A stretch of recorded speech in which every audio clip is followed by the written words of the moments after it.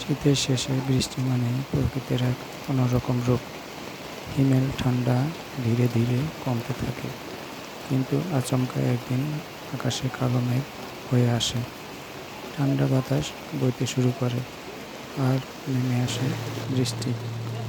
এই বৃষ্টি যেন বসন্তের আগমনী বার্তা নিয়ে আসে। শীতের শুষ্কতা মাটি ধুয়ে সিক্ত হয়, গাছপালা নতুন সবুজের ছোঁয়া লাগে। বাতাসে একটি মিষ্টি সাদা গন্ধ ছড়িয়ে পড়ে।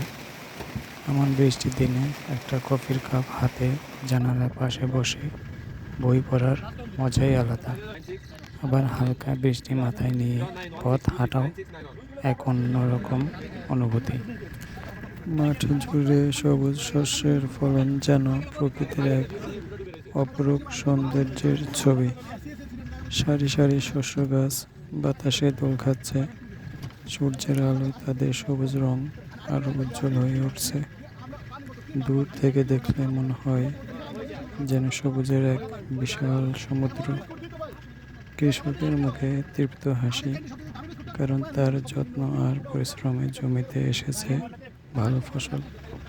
কৃষকের ক্ষেতে কাজ করার দৃশ্য, সেচের জন্য ছোট ছোট খাল, এসব মিলিয়ে এক অপূর্ব গ্রাম বাংলার চিত্র তৈরি হয়। প্রতিটি সূর্যোদয় নতুন এক সুযোগ নিয়ে আসে। জীবন কখনো থেমে থাকে না, আমাদেরকেও চলতে হবে।